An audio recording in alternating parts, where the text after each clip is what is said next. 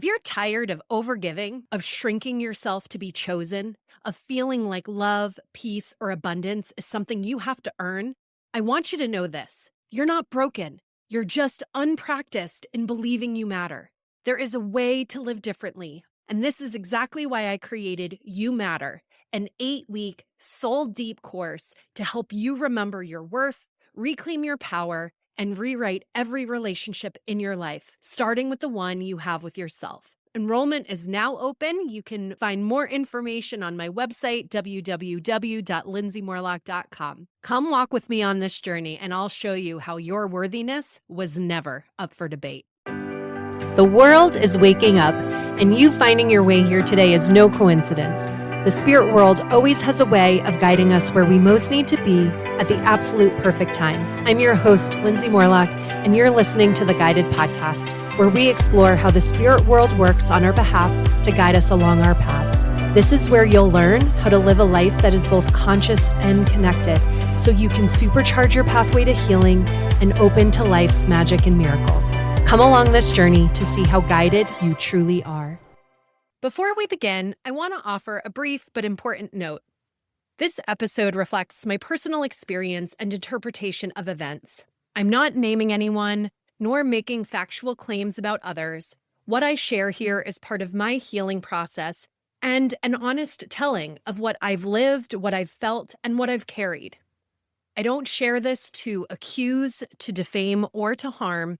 It's shared to reclaim the parts of me that once stayed silent, and to support others who might be walking a similar path. So I offer this episode with great care, discernment, and the deepest hope that it serves someone who needs it. Hi, everyone. Welcome back to this week's episode of the Guided Podcast. I'm your host, Lindsay Morlock, and if you've been listening to the last 4 episodes, you know I've been walking you through the unraveling of a relationship with someone who once served as my spiritual mentor. I've shared the grief, I've named the breadcrumbs of connection that I kept settling for, and I've explored the ache of relationships that lack reciprocity. But up until now, I haven't fully named the tipping point in that rupture. And today, I am. And to honor your experience and mine, I thought it was important to begin with some clarity and some definitions. So before we dive into the full story, I want to offer 2 definitions that are going to help frame what you're about to hear and why this story matters so deeply. So the first is a term known as spiritual gaslighting. Spiritual gaslighting happens when someone in a position of authority invalidates your lived experience, often by labeling your emotions as unhealed patterns or misperceptions or ego, rather than honoring your truth. Spiritual abuse happens when someone entrusted with your healing uses your vulnerability, your past, or your pain to control a narrative, bypass accountability, or maintain power. These aren't just dramatic words, they are realities, and they are happening in far too many spiritual spaces under this guise of love, light, and spiritual leadership. And the story I'm about to share is one of them. This is the story of how I came to name what happened to me, to finally validate my own truth, and to offer a mirror to anyone who has ever felt confused, manipulated, silenced, or spiritually shamed in the name of growth. While everything I've shared in previous episodes thus far has contributed to the unraveling of this relationship, the true rupture, the real tipping point, happened in a single moment. A moment that crossed a line that I can't and won't stay silent about. It actually happened just before I left Arizona. At this point, it had been about 10 weeks since I had moved out of my mentor's home, and I was just 3 days away from leaving for my cross-country trip back to New Jersey for the holidays. So I went over to my mentor's house to say goodbye, and we sat in her kitchen for nearly 2 hours, chatting, catching up. Nothing heavy was said, nothing overtly serious was brought up, and I was given no indication, either ahead of time, before that day, or during our time together, that anything more serious might need to be discussed. That said, throughout the conversation, I could feel this subtle but unmistakable tension beneath the surface. There were several comments that landed for me as very passive aggressive. One comment, for example, was an observation about how much more peaceful one of the animals had been since I moved out of the home. An implication, whether intentional or not, that my energy had somehow disrupted the home, that something about me had been the problem while I lived there. Another comment questioned my own inner guidance around my decision to embark on the cross-country trip, offering subtle doubt in place of support. There was even a remark that pointed to the struggle I had endured over the past 2 years, but did so in a way that seemed to minimize the healing I had done to move through that pain. And while none of these words were overtly cruel, the energy behind them was clear. It wasn't neutral. It was undermining. Undermining my intuition, undermining my growth, undermining the truth of who I had become. They felt like these small intentional digs, and because I knew I was leaving, I said nothing. I brushed it off. I remained unreactive. But eventually, when I had had enough of these comments, I knew it was just time for me to leave. And as I was getting ready to go, I stepped outside to say goodbye to her horses.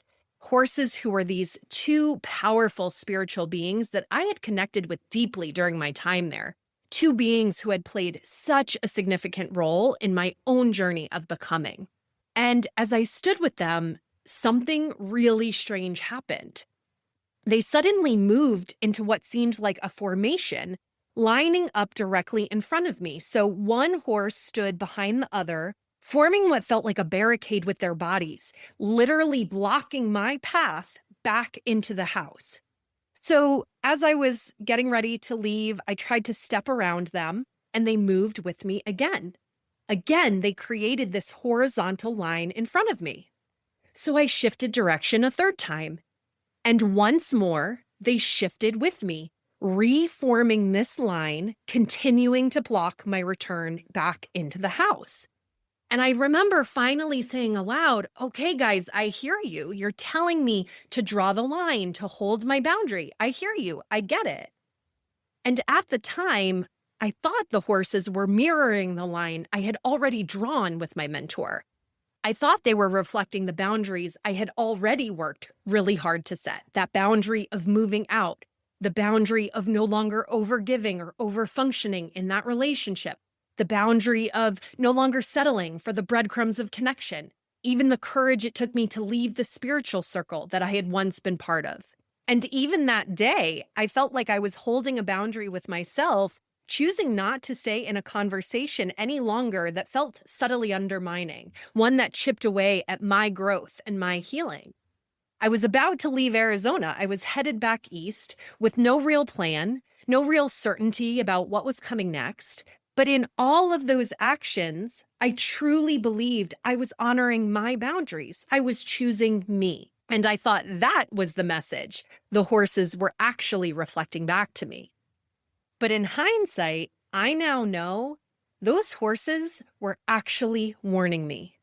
They were saying, what you're about to walk back into in that house will cross a line. And you will need to hold your boundary.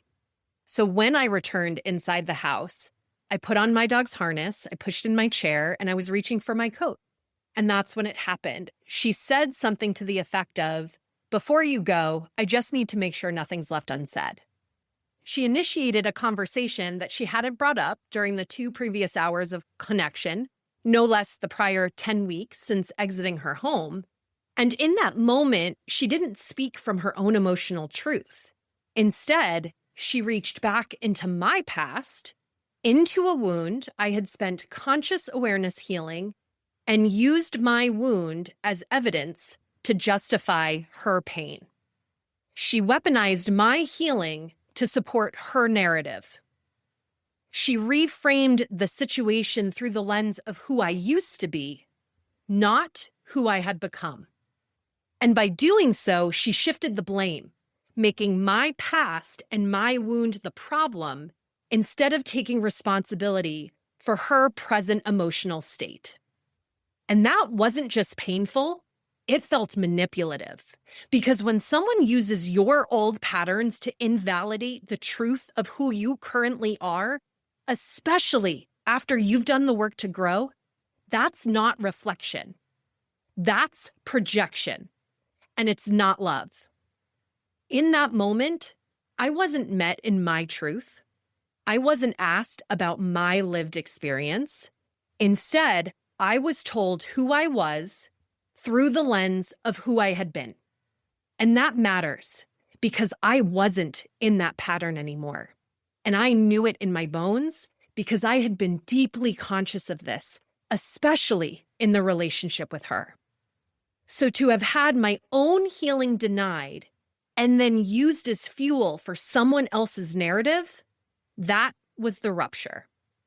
And when I finally found my voice and spoke up in this moment and said to her, I don't always feel important in this relationship, I wasn't met with curiosity or compassion.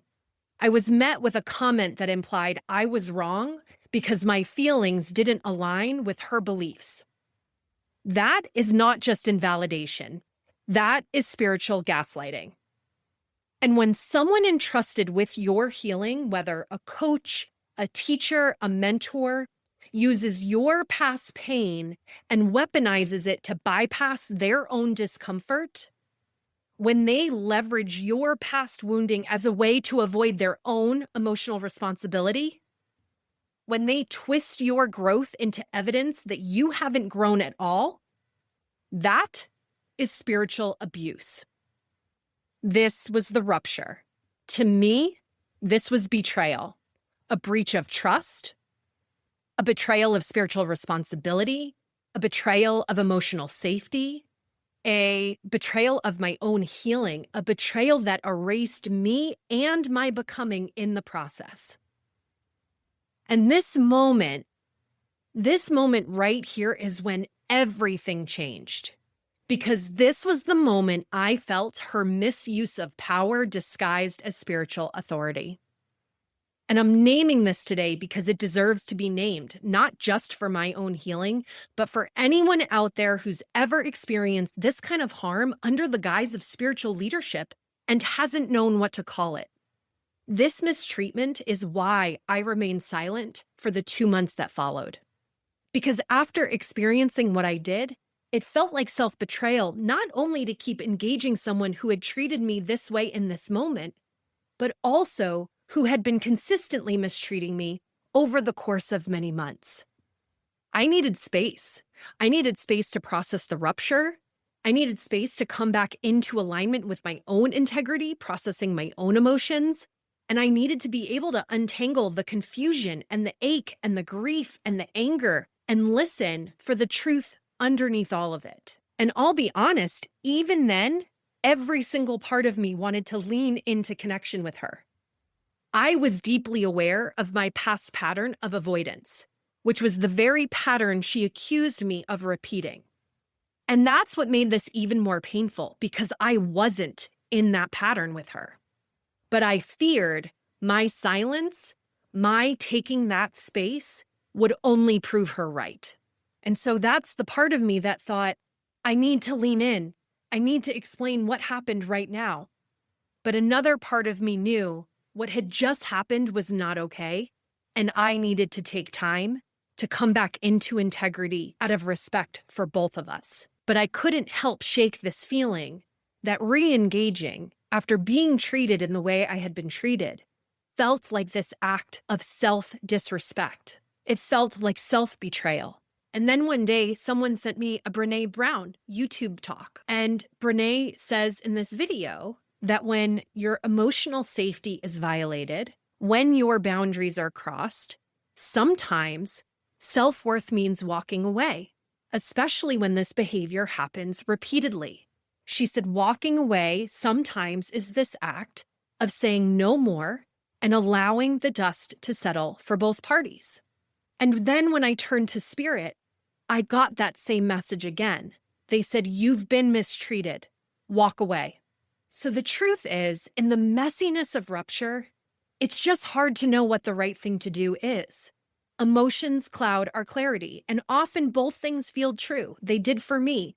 I felt the truth of the mistreatment and the pull towards repair. So I did the only thing I could do. I did nothing until I was clear about what the next step needed to be.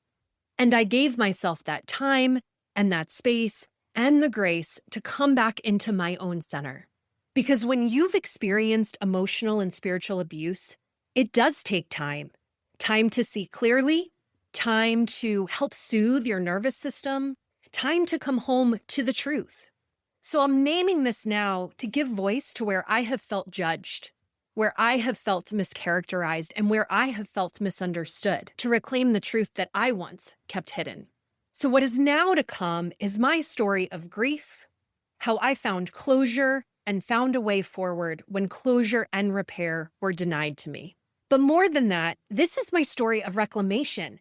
This is the story of reclaiming my self-worth and my truth and reclaiming the woman I've become on the other side of all of this.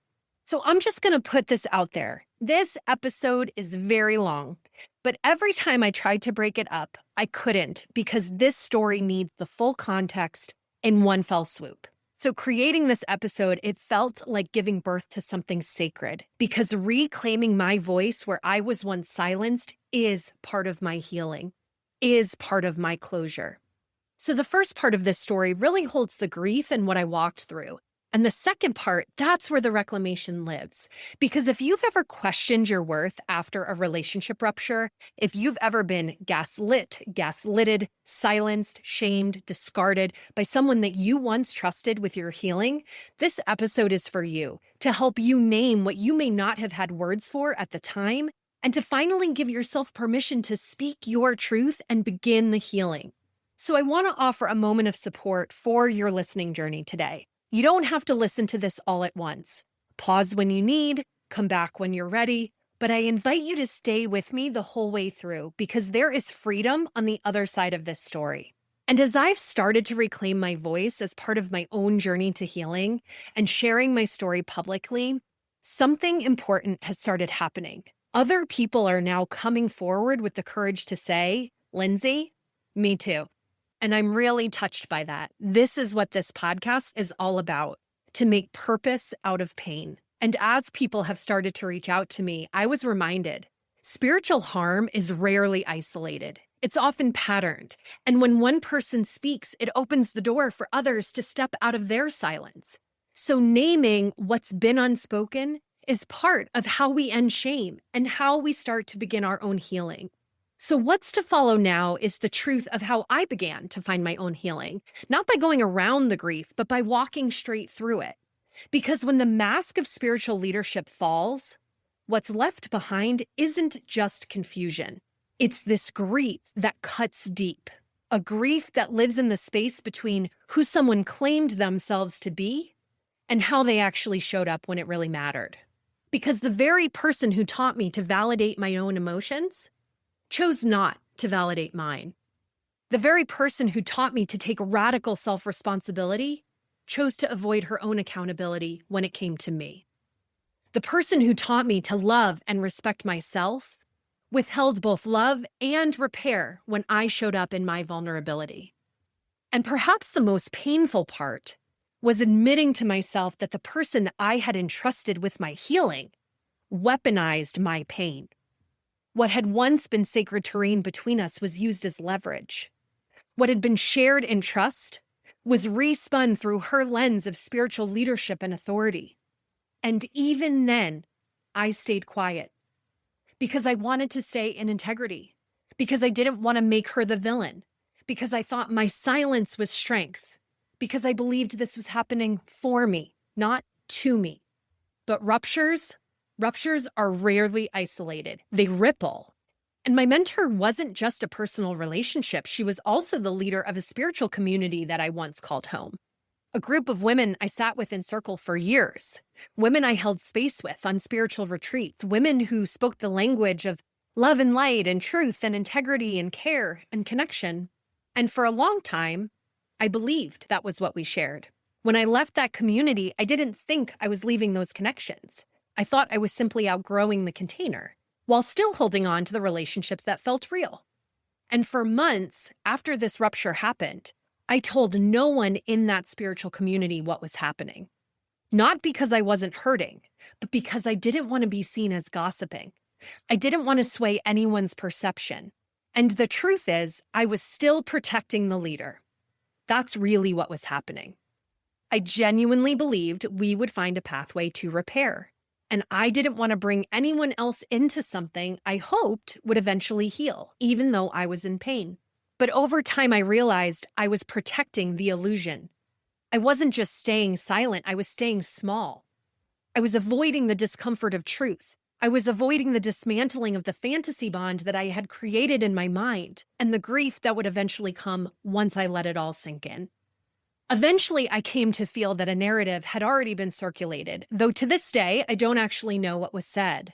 What I do know is that someone once shared with me, with conviction, that they knew what happened between us, while at the same time, never once asking me for my truth. And no one else did either. Instead, I started to feel the unease from people in this community, this quiet discomfort people carried around me. People who used to speak freely with me suddenly avoided the topic of my mentor and the spiritual circle altogether, even though that shared connection was how we had come to know one another. I could feel people dancing around the elephant in the room, and it hit me. I had never spoken a word of this, but maybe it was foolish of me to believe that the leader hadn't either. Because energy doesn't lie, and you can feel when something is not being said. Whatever was spoken, if anything, it didn't come from anyone asking me how I was doing. Not one person showed curiosity about my truth. Acts of care, if any, were surface level and filtered through this deeper sense of avoidance. And the few people I did eventually choose to share with, one person told me what I felt without ever asking me what I actually felt. And another offered reflections back to me that implied I needed to prove my pain. And finally, another person ghosted me when I reached out for an opportunity for unrelated connection. And many others took this position of neutrality. I'm staying out of it. I'm not getting involved. And I understand that because in the past, I would have been one of those people. But what I've since come to learn from Spirit through this process is that when real harm has been inflicted on someone, neutrality isn't neutrality. It's complicity. And while I can hold compassion for their discomfort, the truth is, I really felt the absence of care in my own tender moment. These were people I had held in their tender moments, people who knew my heart. And when it was my turn to be held, they looked away. And it hurt to realize that not a single person in that group cared or perhaps dared to ask, what is Lindsay's truth in all of this? Or even more simply, are you okay? But eventually, my spirit was buoyed by one person's actions from this circle. This one person, she didn't get involved. She may not have asked me directly for my story, but I could tell that she did offer something rare. She showed courage. In a sea of silence, she chose to engage with my story when it crossed her path. Not to take sides, not to defend, but to witness.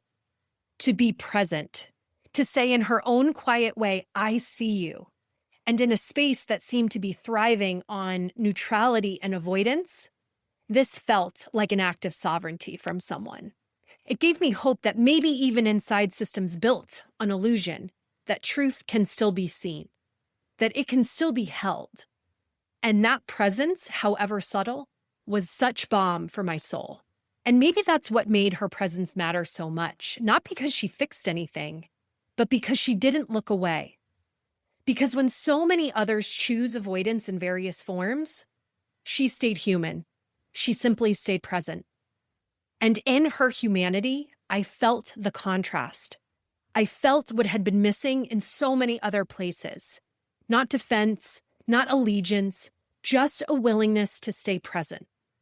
And it showed me how much I longed for that, how much I had ached for someone to just say, I don't need all the details to care about what this must have felt like for you. That too became a grief of its own, because closure isn't just about the person who broke your trust. It's about the aftermath. It's about the shockwaves that follow. the absence of repair, the quiet confirmation that your pain is not only inconvenient, but maybe worse yet, unworthy of even being acknowledged. So I grieved that too. Not just the mentor, but the community that I thought would remain. And the version of me who believed that if I stayed loyal, stayed soft, stayed silent, then maybe I'd be met with the same care that I had given. And so I name this because the grief wasn't just about her. It was about the collective rupture, the collapse of a dream, the recognition that truth-telling often comes with a cost. Because in a world that rewards illusion, telling the truth is an act of courage that can cost you everything. I didn't just lose a mentor. I lost faith that someone could hold my vulnerability without abusing it. I didn't just lose a spiritual circle. I lost the belief that spiritual spaces are always safe for the truth. I didn't just lose a home. I lost the dream of what could have been. And that grief was real. Grief over the loss of what I thought we had. Grief over how easily I was discarded when I finally started speaking truth. Grief over how quickly belonging evaporates when you stop playing along. For a while, I even questioned myself. I would ask myself questions like, what if I softened the truth? What if I diluted my honesty, performed belonging? Would any of it have been repairable? But the deeper I got into my healing, the clearer it became. Even entertaining those thoughts was its own form of self-abandonment. Because the truth is, my honesty didn't break that bond. It only revealed the faulty foundation it had always been built upon.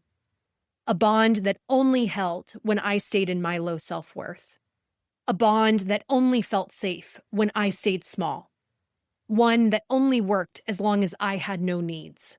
And a bond that only worked as long as I stayed silent, as long as I didn't challenge the illusion or the dynamic itself. But that's not love, and it's definitely not truth. So I grieved, not just the relationship, but the part of me that hoped that this time maybe it would be different. The part of me that believed that if I brought forward my whole heart, if I finally showed up in my vulnerability, if I finally showed up with great integrity, I'd be loved and accepted for who I really am. And when that didn't happen, I wasn't just mourning what was. I was mourning the dream of who I thought I could be in that space. But this isn't a story of loss, even if for a time it hurt like hell. Because those losses gave me the greatest gift I have ever known. It gave me the gift of my own becoming. And in that, I gained everything because I finally stopped abandoning myself. Here's the truth. I wasn't exiled. I exiled myself. I walked away from illusion. I walked away from performative love. I walked away from a version of spirituality that only worked if I stayed small, stayed quiet, and stayed in the struggle. And what follows now is what I had to give myself when no one else did. Closure. So this isn't about rehashing the past. This is about helping you understand that your healing, your peace, your emotional sovereignty isn't dependent on anyone but you.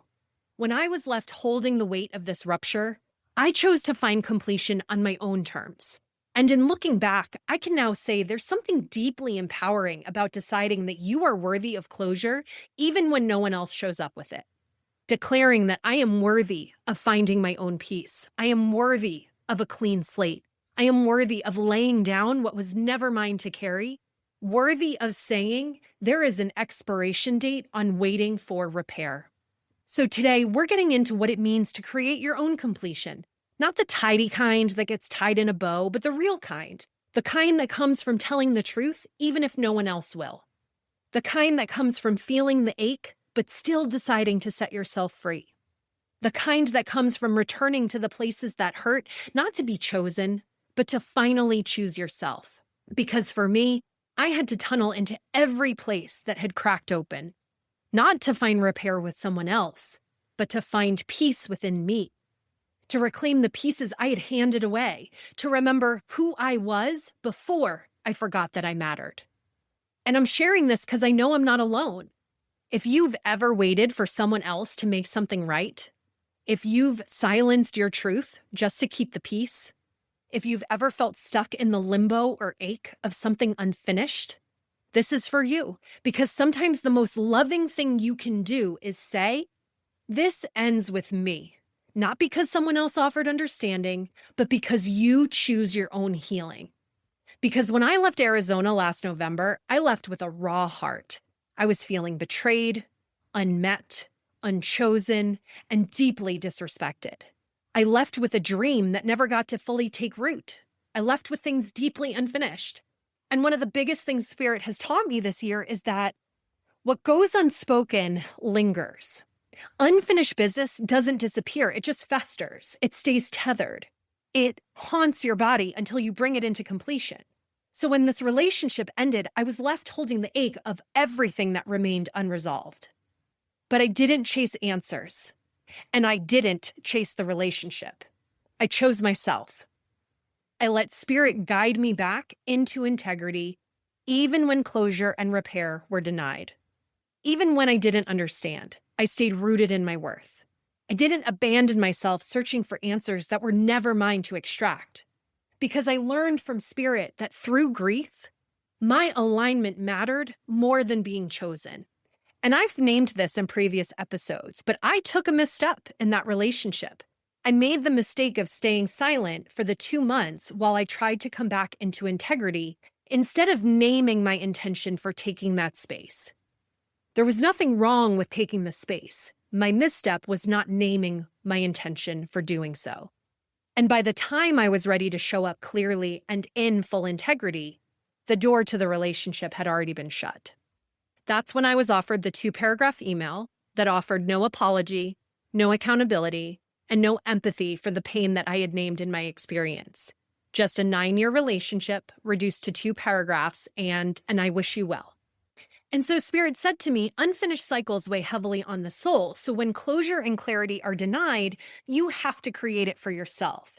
And so I was asked to complete the cycle, not for her, but for me. And so this is when I began living by a new mantra that Spirit gave me. Choose consciously, or others will choose for you. But choosing not to chase that relationship didn't mean I didn't grieve it. I grieved deeply for months. And Spirit told me when we're denied closure, it's harder to move forward. So you're going to reclaim it, say the unsaid, leave nothing unfinished.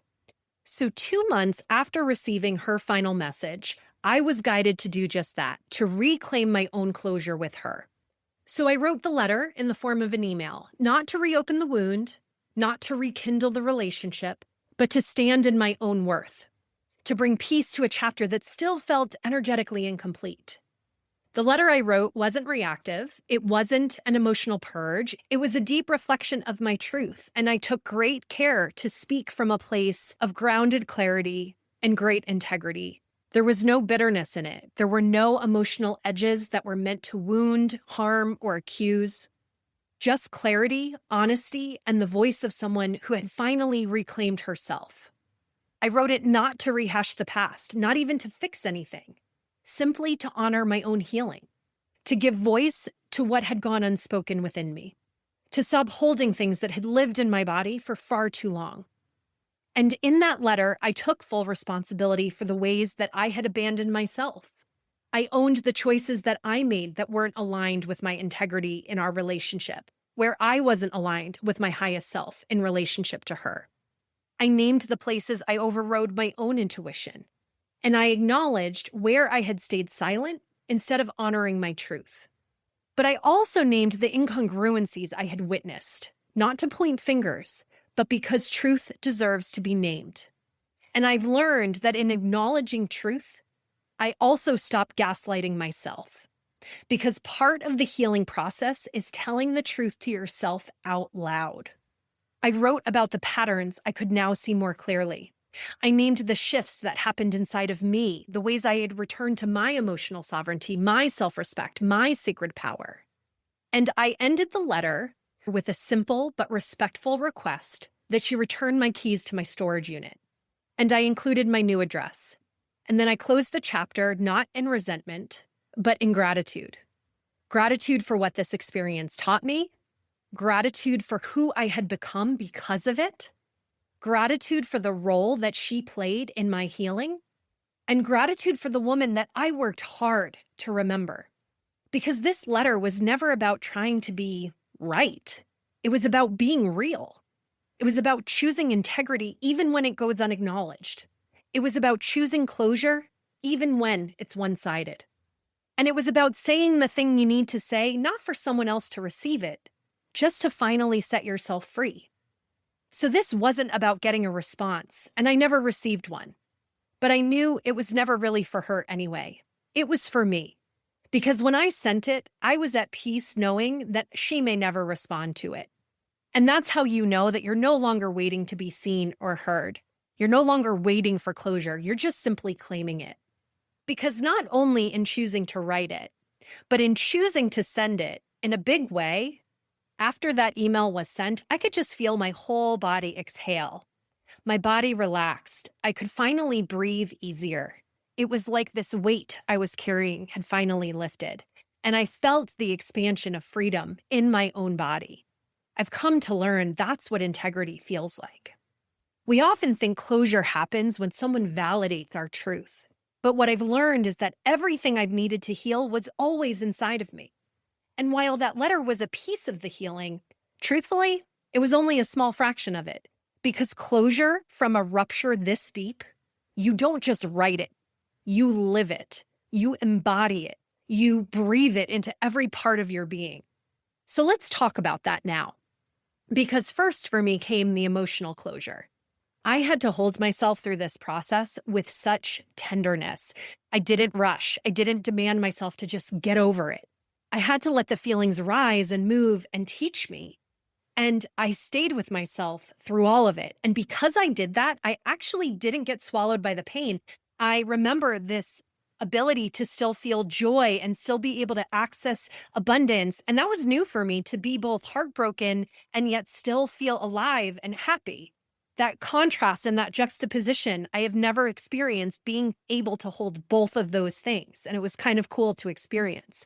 You know, it was nice to be able to recognize that as we lean into these emotions, as we move through all of these experiences and just be present to witness our pain, this experience didn't harden me. It didn't make me bitter. It really helped me grow.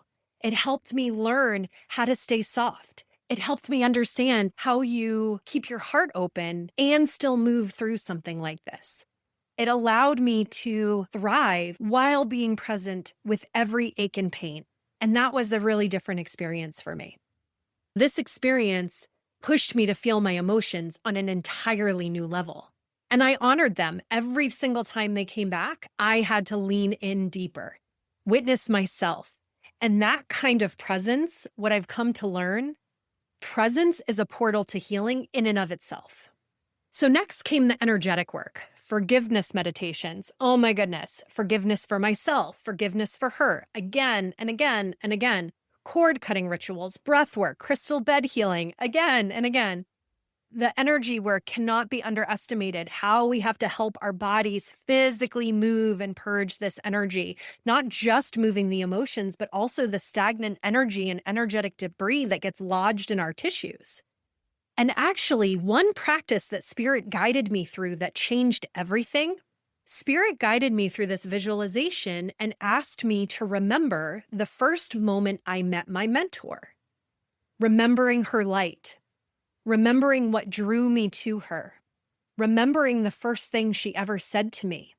And in that moment, my body softened because I could see that I had once been drawn to her light because I was looking for it in myself.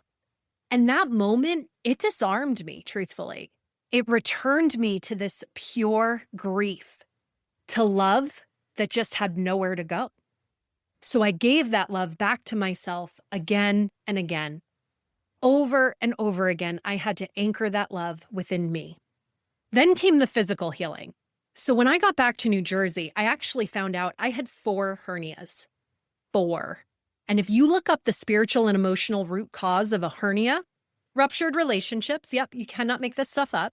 My insides were literally torn. So I said yes to surgery, yes to repair, not just in flesh, but in spirit.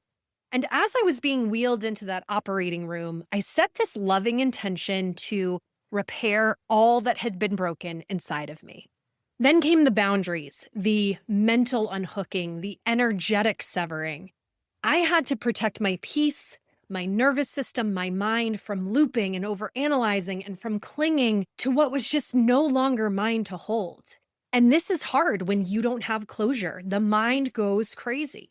And there was a part of me, admittedly, that didn't want to let go. A part of me that kept scanning social media, hoping that her feed might offer some kind of breadcrumb to help me make sense of it all. But truthfully, every time her name popped up in my feed, it just reopened the wound. So when she ended the relationship, I blocked this connection. Not out of spite, not out of bitterness, just out of sovereignty.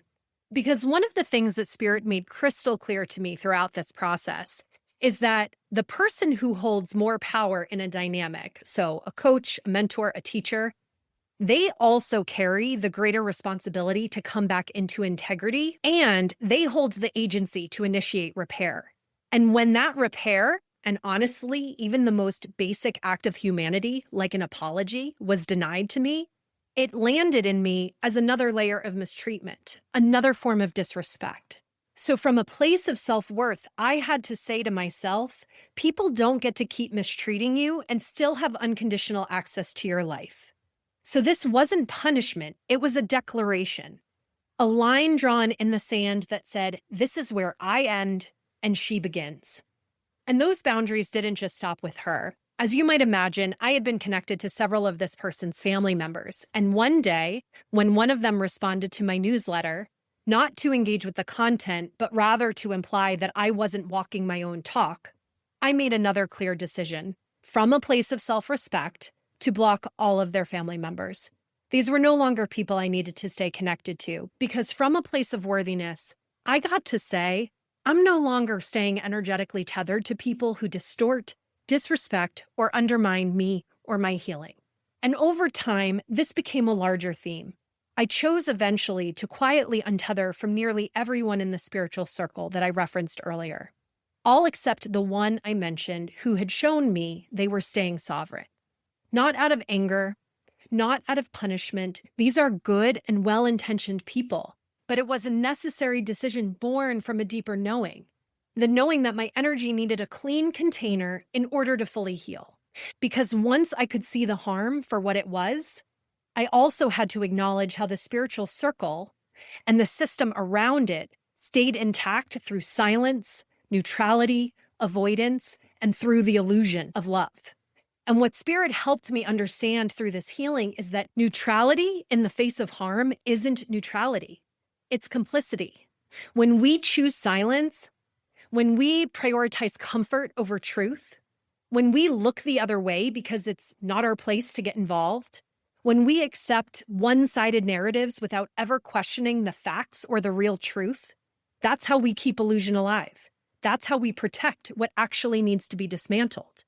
And we do it because it's hard to recognize emotional bypass in someone who cloaks themselves in spiritual language and says all the right things at the exact right time. It sounds like love. It sounds like wisdom. It feels like spiritual authority. But it isn't embodied, because teaching from a place of enlightenment is not the same as the embodiment of wisdom. And eventually, that disconnect becomes clear. And I say all of this with full humility, because I too was once one of those people. Someone who listened to my podcast and reached out to me recently and said, "Me too," forced me to reckon with my own moment in this way, because I once was the person who stayed silent. I once was the person who stayed neutral. I once was the person who was complicit. I was once the person who protected that illusion. I believed the one-sided narrative I was told about someone who had been mistreated just like me. And I never questioned it. I never questioned it because I had this leader on a pedestal. And I never questioned it because I was only given enough information to not be able to question it. I fell for this mask of spiritual authority while someone else was suffering silently with their own experience of harm.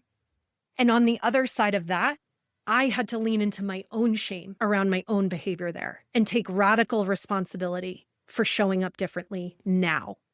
So over time, I made the quiet choice to release these tethers, to stop giving my energy to dynamics that blur the line between neutrality and complicity, or at least left me questioning it. I had to let go of connections where I wasn't truly seen or where care was only convenient. Because the other thing is that it's a strange ache to know that your name is still being spoken in rooms that you no longer walk through, that people are either telling stories about you or listening to stories about you without ever choosing to engage you directly. When people who once claimed to love you still choose silence, still choose avoidance, all you can do is trust what you observe and trust what you feel. Because energy doesn't lie, and silence speaks volumes. And there is something deeply unsettling about being watched, but not witnessed. So this wasn't about cutting people off to prove a point. It was just another step in reclaiming my own sovereignty. And for me, that meant this. I no longer want people who remain connected to both me and this leader, but who haven't shown up in their own sovereignty and an honest relationship with me to have open access to my world. Not because I dislike them, not because I'm trying to sever love, but because love that does not honor me is not love I choose to hold anymore. And in that release, I reclaimed something essential, my peace and my right to be witnessed by those who meet me now, not through some filter, but through their own open heart. And maybe the most important boundary I had to set in this entire process was the one around my own mind. Because what I've experienced is that there's a very particular kind of emotional spiral that happens when you're coming out of a fantasy bond. I've spoken about this before, but let me name it again. A fantasy bond is the relationship you thought you had, not the one that actually existed. And for me, the person and the connection I believed in wasn't the person who showed up in the end. So maybe the most radical boundary I had to set wasn't actually with her or with any of these people, but it was with me. It was with my mind, with my hope. I had to stop spiraling in the what ifs. I had to let go of the thought that maybe somehow, one day, she's going to finally see me. That she might actually take accountability for the harm. That she might actually embody the very principles that she taught me. That she might repair, not to rekindle the relationship, but simply to make it right. But the truth is, hope hurt. I have no words for how deeply hope hurt my heart. Not because hope is wrong. Hope is a beautiful thing. But for me, in this space, with this situation, hope just became another way that I kept abandoning myself. It tethered me to a version of connection that could not hold me. And what I now know, self-worth doesn't wait for someone else's readiness. Because that kind of waiting, it doesn't honor your heart, it doesn't honor your mind, and it does not honor your healing. And I've seen it not just in myself, but in so many other people when the distance between what you believed or who you believed this person to be and what actually happened, when that gap is that wide, your brain will do anything to try and close the gap. So my mind became obsessed with trying to understand, how did I get this so wrong? Where did I miss things? Why did I not see this sooner? How did I allow myself to stay in this for so long? And when I went back reviewing 9 years of memories, years of teachings, years of shared language and connection, I actually realized the red flags were there all along. But I didn't ignore them. I just didn't see them. Because when you're operating from a lens of low self-worth, red flags don't look like red flags. They look like love. They look like acceptance. They look like approval and belonging. They look like the way you allow everybody to treat you before you understood it wasn't okay to be treated that way. But from where I stand now, reclaiming my voice and my worth, I see things so much differently. And so Spirit said to me very clearly, your head will never make sense of what your heart simply needs to feel. I was never going to receive the answers I wanted. I was never going to receive the clarity. So I had to stop waiting for it. I had to come back into my own emotions, feel them, again and again without allowing myself to spin into a story. And every time my mind tried to spiral about this, I had to stop and say, nope, she doesn't get to take up any more mental real estate. We're not going there.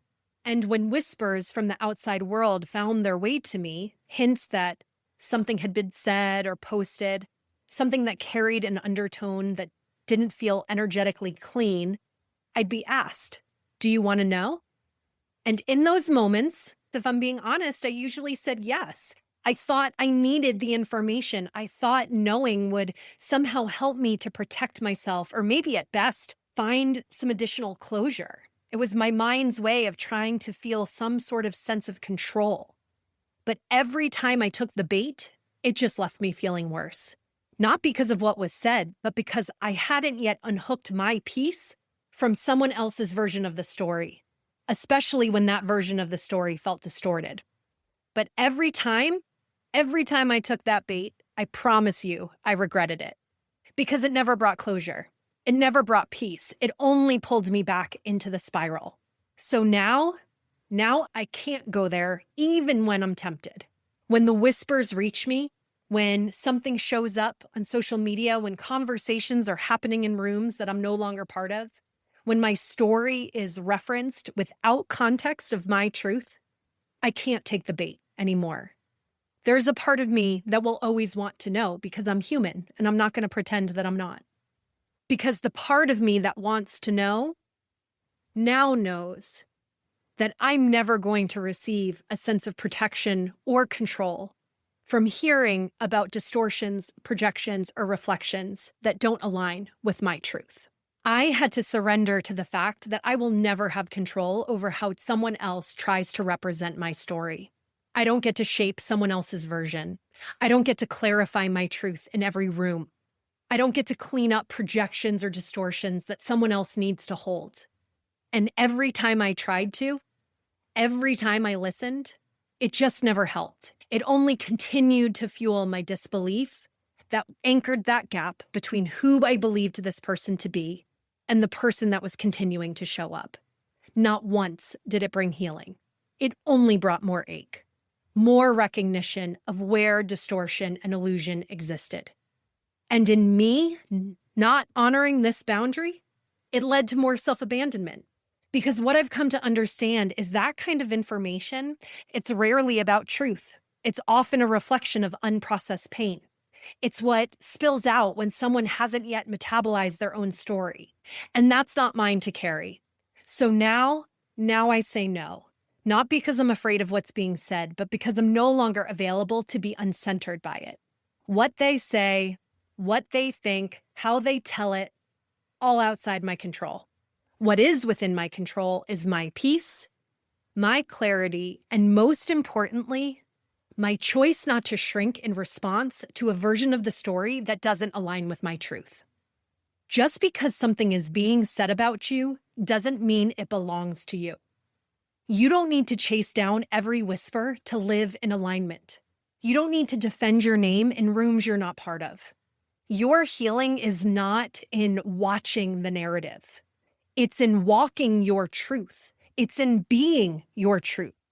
And what's being said in other rooms, that's not my frequency anymore. Letting those words cross the threshold of my awareness, even if it's brought with care, creates an open loop in my nervous system that it's not meant to hold.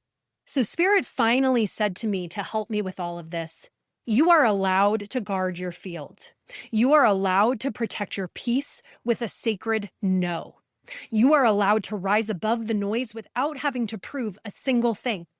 Let them say what they need to say. Let them believe what they need to believe. You are not here to manage other people's perceptions. Truth holds its own frequency. It does not need protection. Oof, that line. Truth holds its own frequency. It does not need protection. That was my clarity.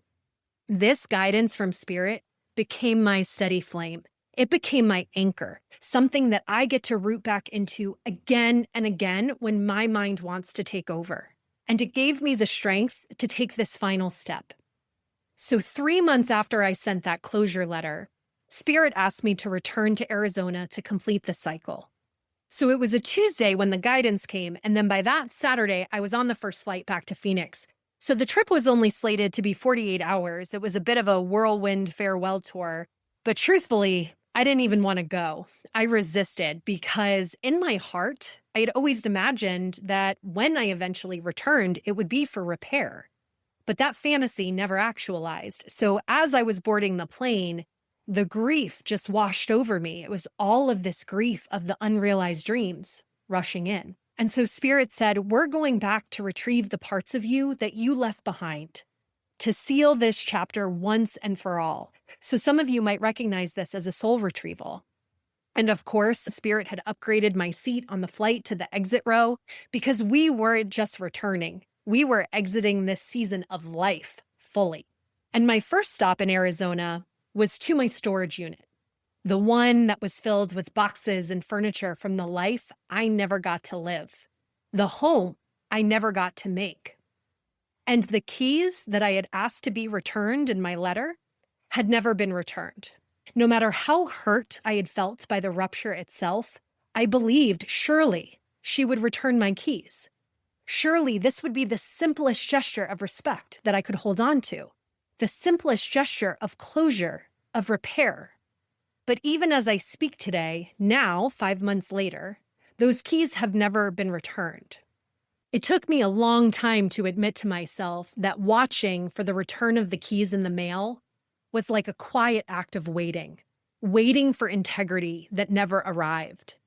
And in that waiting, I learned that who shows up and who disappears when no one's watching, when someone's not performing for an audience, tells you everything you need to know about how to finally let go. So I did the only thing I could do, because every time I thought about those keys, I kept feeling disrespected, and I needed to change that energetic tether. So I went back to my storage unit and I changed the lock. And with it, I changed the energetic tether and reclaimed the part of me that kept waiting to be respected by someone who had already shown me they weren't going to meet me there. And then I drove past the garden center that ignited a new passion within me, past the guitar shop where I found my calm and my creativity, past the casita that actually became the symbol of me finally deciding to choose myself and my needs. And I drove past the house where the rupture itself unraveled. I drove past that twice, actually. And I offered gratitude to every single place, to the land, to the animals, to every single person who played a role in my healing and in my journey. And with each mile, I could feel the release. I could feel that this was not my home anymore. I had outgrown that container, and I felt the truth of that land in my body.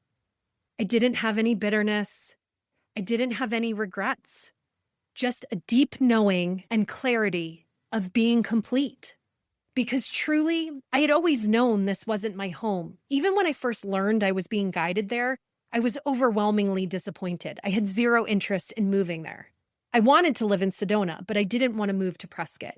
But Spirit had asked me to trust them in taking this leap. And I did. And I now know it was meant to be, just not for the reasons I originally thought. Because this journey, this soul contract of a relationship and the rupture was fated. And it was meant to end. It served me until I no longer needed to serve it. So eventually my drive ended at Watson Lake, a place I had kayaked, sat in solitude, meditated. This was a place that always held me, a place where I felt nurtured and I could hear my soul, and it always brought me this deep sense of peace. And Spirit told me that they would meet me there in the wind. So when I sat down on this rock near the water and the wind started to howl, I wasn't surprised. Spirit had arrived, right? We're ready to begin. So here in this sacred place, I got to give voice to everything that had gone unsaid. I gave my words to the water. I spoke to the people. I spoke to the animals. I spoke to the land. I spoke to Spirit. I spoke every word on my heart, everything that felt unfinished. And I honored it all.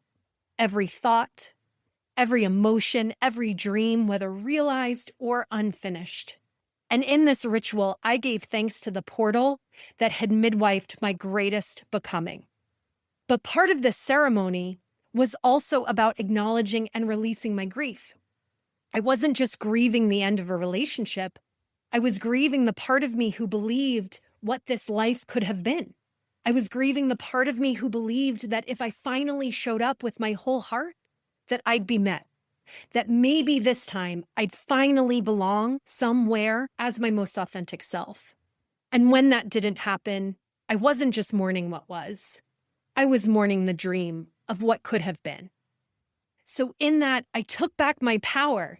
I got to reclaim all the parts of myself that I had once left behind, the one who stayed small to be accepted, the one whose voice was silenced, the girl whose truth and whose needs were dismissed and denied and overruled, the girl who loved fully, who gave her time, her energy, her resources, the girl who longed for connection and was never truly met.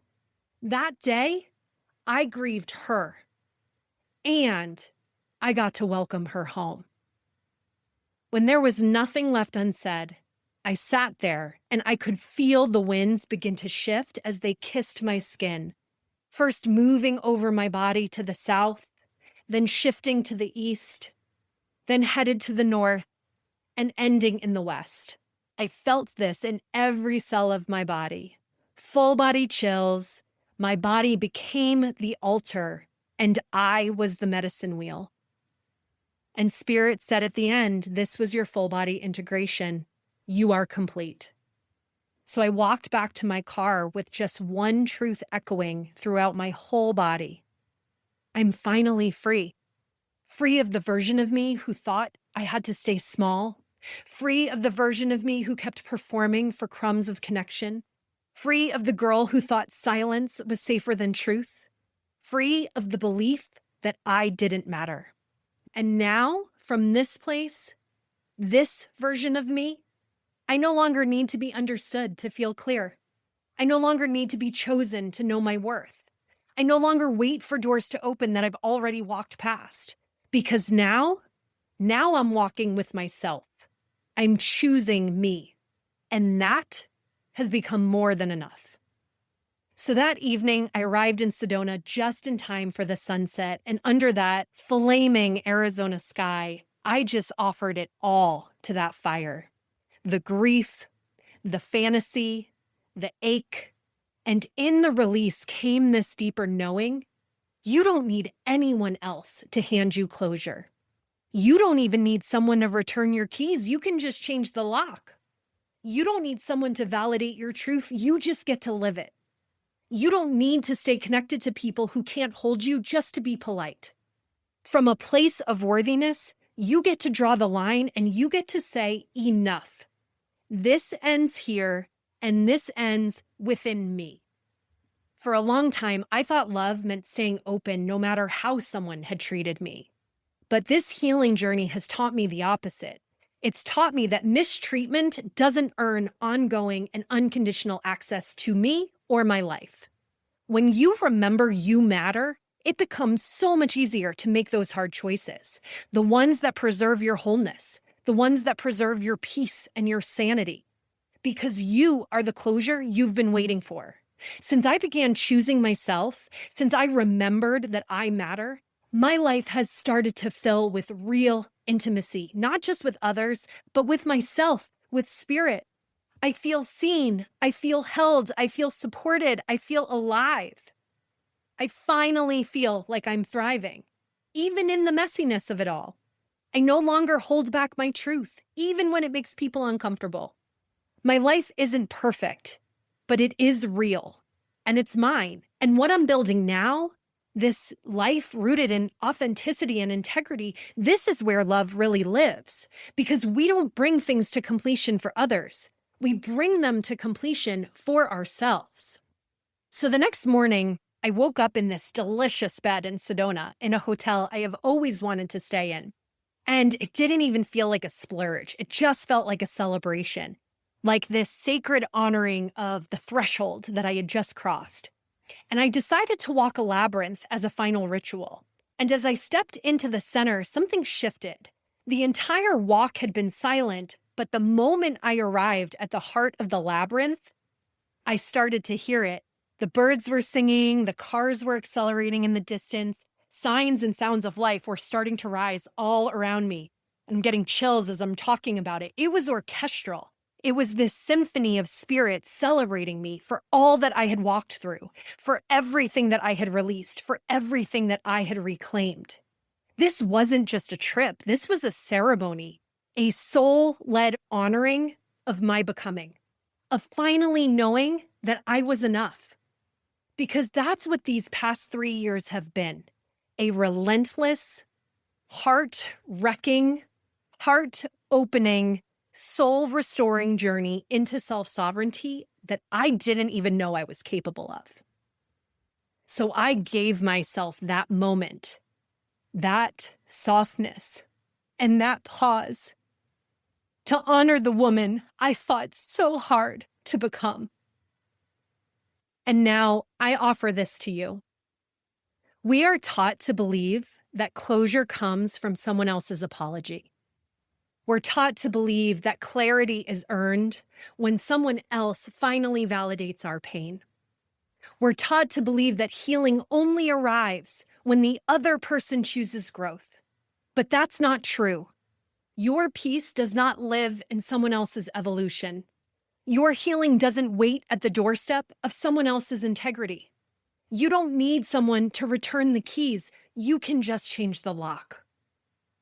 I've stopped expecting people to meet me where I'm willing to go, but I will always name what my soul knows. Integrity is action. It's not a performance. It's not spiritual language cloaked in active avoidance.